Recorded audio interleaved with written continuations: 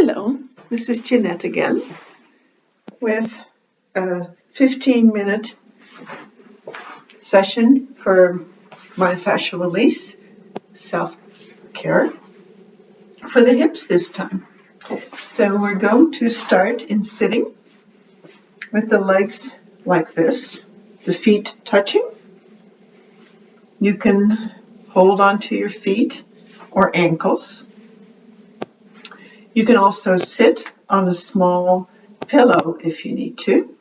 I'm starting the timer for 5 minutes because I want to keep my word that it's a 15-minute video. All right, so let's start to feel the breath. You want to sit upright enough in your spine, not rounded with your head poking forward or your low back all slouched. If you find that you can't sit up enough, then do sit on a little pillow. Feel your breath going into your abdomen and opening your ribs as well. Nice deep long breath, and then when you breathe out, pull your belly in. Breathe towards the pelvis and between the hips where your bladder lives. And in there you also have some hip muscles, the muscle bellies of the piriformis and the internal obturator. They are on the inside of the pelvis and their tendons go out towards the top of the thigh bone. Then let's focus on the inner thighs. Those are long muscles. I often think of them as an extension of the pelvic floor, or the other way around. The pelvic floor, an extension of the inner thighs as far as muscles goes. Let your knees just go down with gravity only. Don't push on them. Just relax deeply with your deep breaths.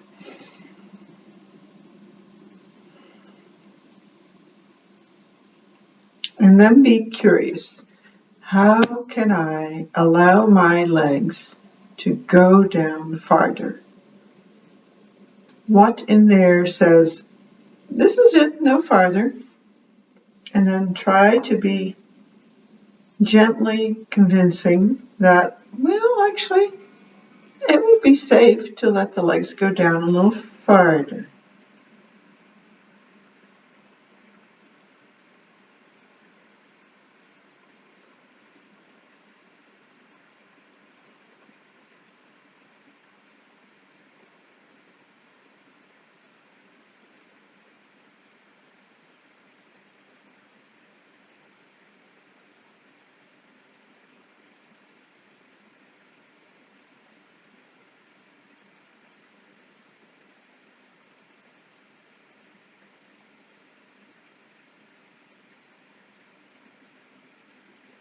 Being able to feel where the resistance is what really gets you to releasing.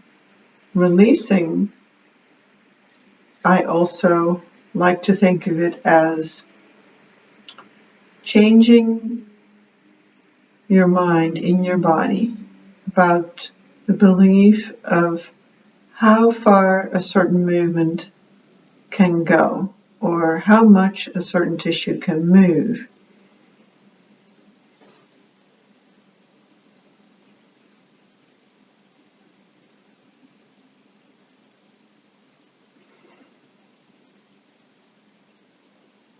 There are many different ways that we accumulate these barriers, these restrictions, these new beliefs about having to restrict movement in our body. It can be from not using certain movements or certain abilities of opening the body and just sort of getting stiff and forgetting.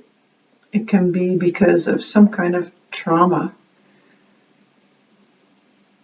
physical, emotional,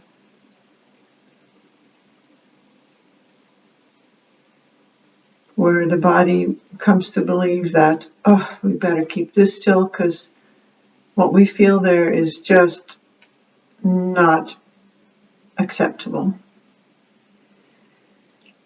Or, for instance, surgery. Okay, now we're going to continue with the hips, this time lying down, with the hips wider than the mat apart. And then you're going to let your knees go down towards the floor. In this case, I've got my knees going to the left. And again, let the weight of the legs work on your hips. Your hands are behind your head or under your neck to keep your shoulders from coming off the floor. You don't really want to come with your legs like this. You keep your upper body on the floor as much as possible. And then fearlessly relaxing the legs.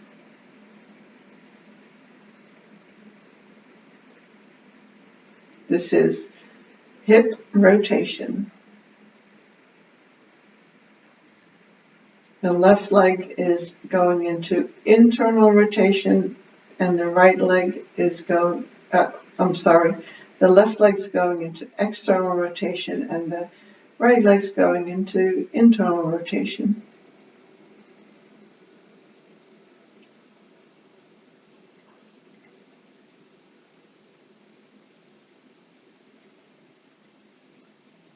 Just keep on taking your deep breaths, reassuring your body that I am safe, I'm in a safe place, I can let go. This is a moment of exploring.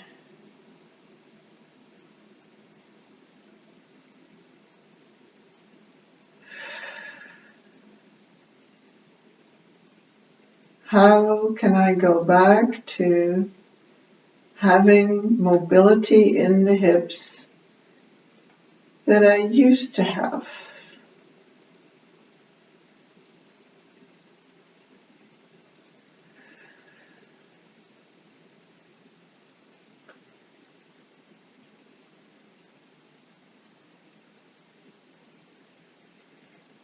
We're again using the leverage of the weight of the legs on the hips, the ball and socket joints.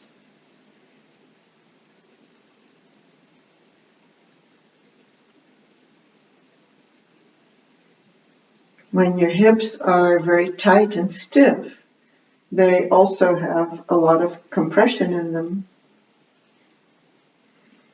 And that leads to things like degeneration inside the joints, often called arthritis.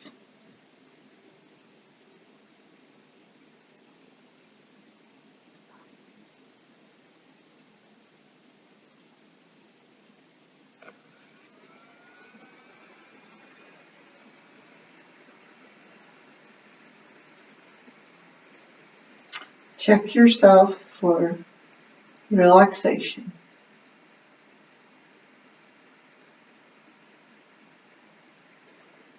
Just sort of melt into the floor. Be heavy.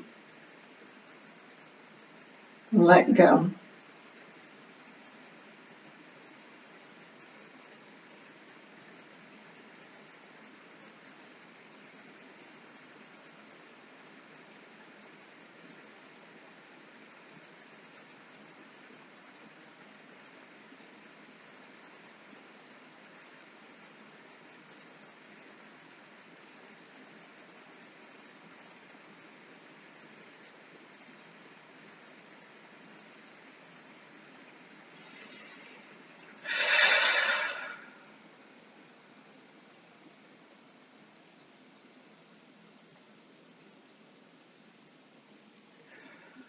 What you feel stretching might change as the minutes go by. We still have half a minute.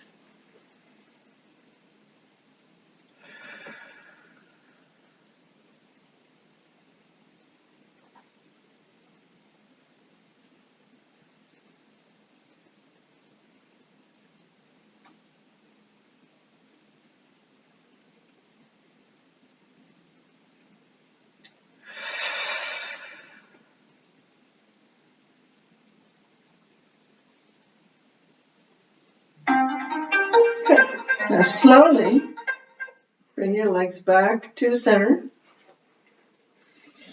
And then we're going to go the other way.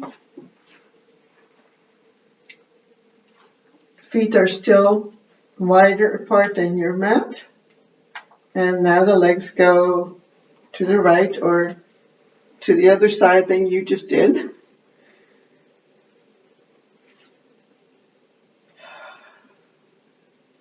Feel what you feel. It's going to be different for everyone. Someone might feel it actually in their low back, for instance, in the lumbar spine just above the pelvis, or even in the pelvic joints. Those are called sacroiliac joints. Your pelvis is both spine and pelvis. The sacrum is part of the spine with the tailbone underneath it. And the pelvic bones, these bones here, they attach to that sacrum with these joints called sacroiliac joints. And then the pelvic bones have the thigh bones attach into them at the hip joints.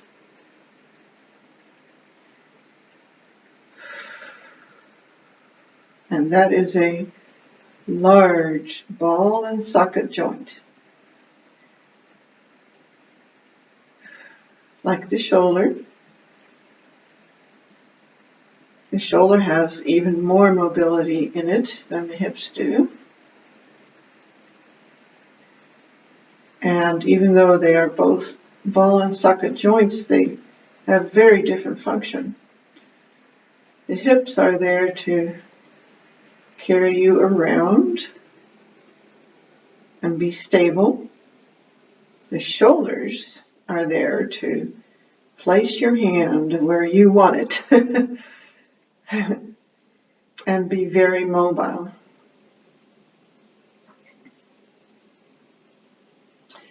So again, just fearlessly relaxing the legs. By now you probably feel something that says, oh no, not here. Direct your attention to that place that's saying, ooh, or to wherever it just sort of stops and where you feel like, well, that's it, can't possibly go farther. Then you just go put your attention there. You don't do anything physically other than relaxing and feeling, and allowing, trusting.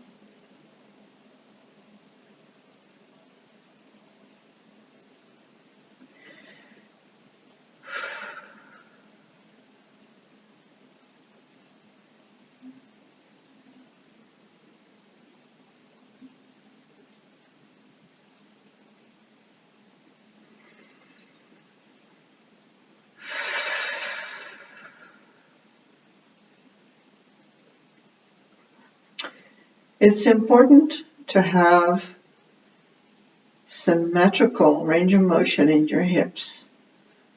If one hip has much more mobility than the other or different, for instance, one has a lot of internal rotation and the other one doesn't but has a lot of external rotation, then your pelvis is going to sit unbalanced from the get-go at the hips. And all kinds of changes then need to be made up from there. In the sacroiliac joints or in the spine somewhere. Compensation will need to be made for that. And that leads to just a variety of difficulties for your body.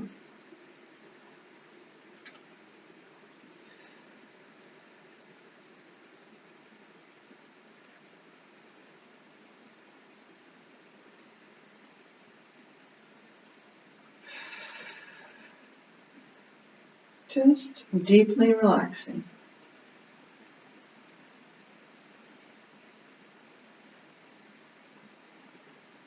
Allowing your legs to go down to the floor. Not actively trying. Okay. Bring your legs back to the middle.